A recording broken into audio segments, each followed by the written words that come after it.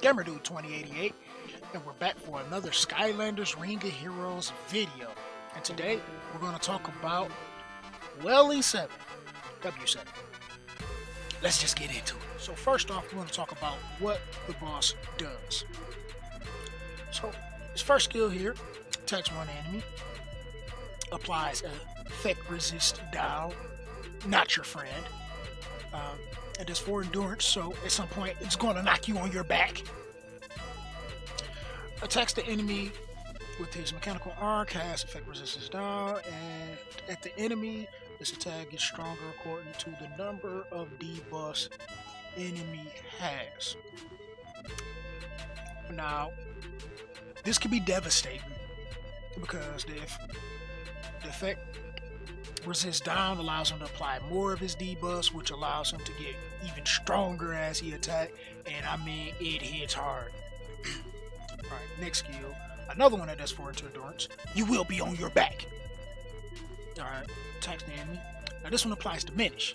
Fires the mechanical arm at the enemy, casts diminish. Now what diminish does is every time you get a turn, you take damage according to the boss's attack power.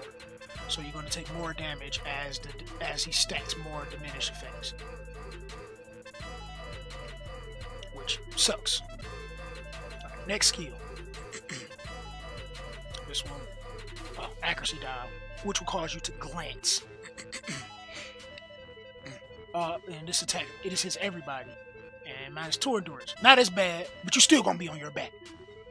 It says fires a destructive beam at all enemies and remove all buffs and cast accuracy down. This attack gets stronger according to the number of debuffs on the enemy. Oh my god. So he just poops all over you with these things. And this is a charge skill. I think that's the only one. Yeah. When he start charging, you know it's about to get real. It's about to go down. You're probably about to get pooped on.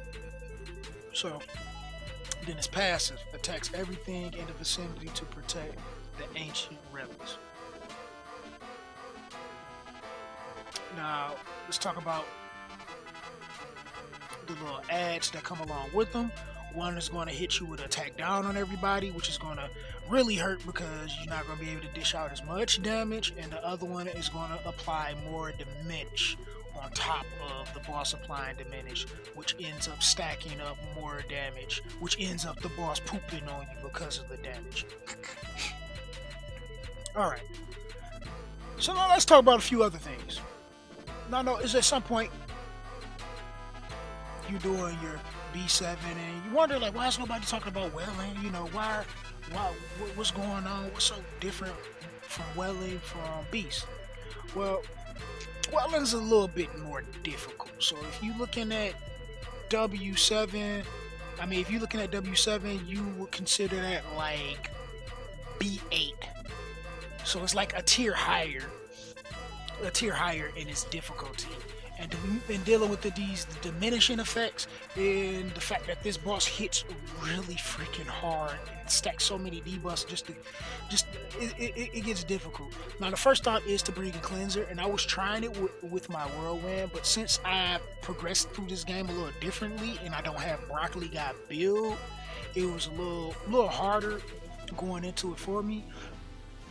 But I got a really simple comp that is more or less free to play that you could possibly build that could work for you into doing the W7.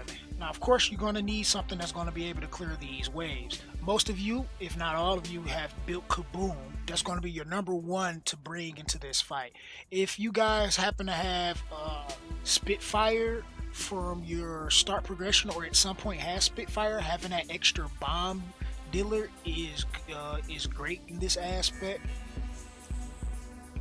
You could also bring Boomer if you have Boomer built, just to have more bombs to be able to dish out those damage, and it puts you at a neutral state where if you bring fire units like Kaboom, Spitfire, Blast Zone, Igniter, those kind of bombers or whatever, you'll be at the advantage in this fight.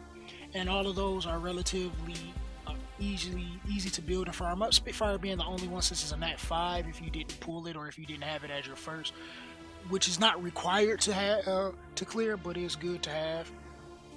I personally like Crypt King in this because he applies also diminishing effects and horror, which will allow you not to glance in that aspect, which is farmable. Snapshot just dish out really good damage once you build them up and get them awakened 6-starred and everything. So that's just some of the units, you know, personally I think that could help and be beneficial into going into W7. We're just gonna do a little speed run. I don't expect everybody to live through this fight, but we're just gonna go through it. The waves aren't really that bad. They're pretty tanky. They're about as tanky as the W8, well, as the B8 waves, but they're not really all that big, all that powerful. Maybe slightly, maybe not as tanky, but like in between B7 and B8 as far as their tankiness goes and how strong they are. So it's like not exactly that far above, but somewhere in between.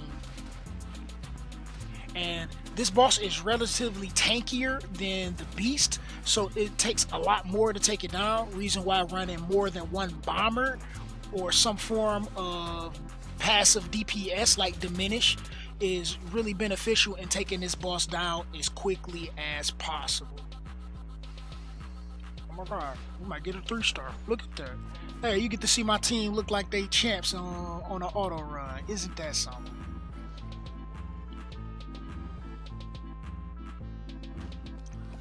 So of course, going into this, I wouldn't recommend doing it before going into Beast. Wailing is just really difficult, really difficult. But once you have the right tools in place, you should be able to do it relatively well. Like once you pretty much start pushing to B8, B7, pretty much, I mean W7, pretty much is unlocked for you at that point.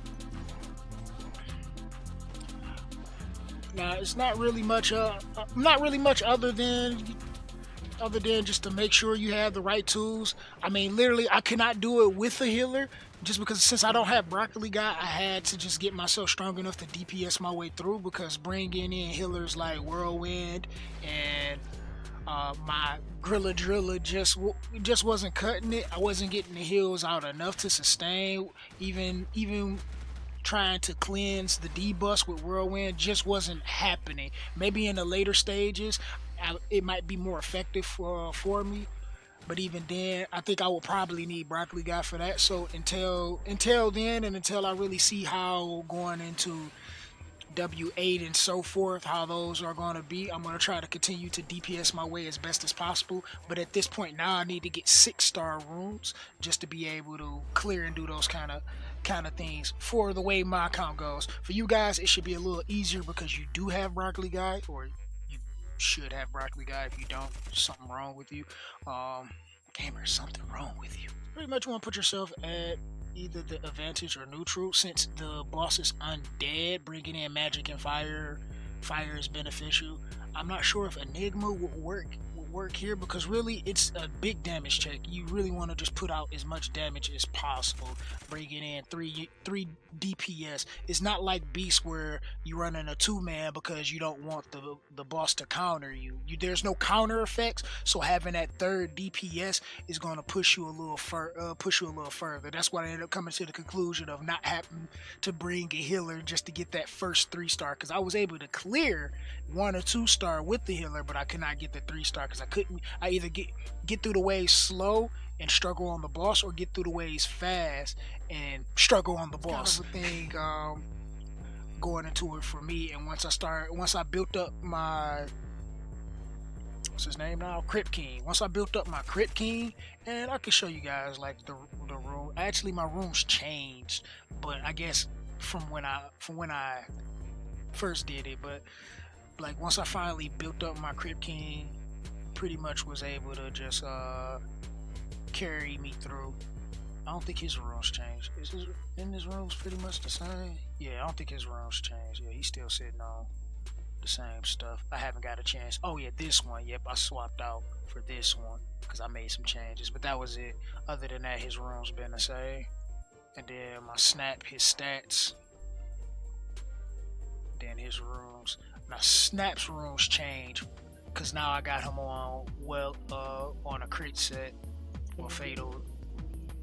So it's a little different from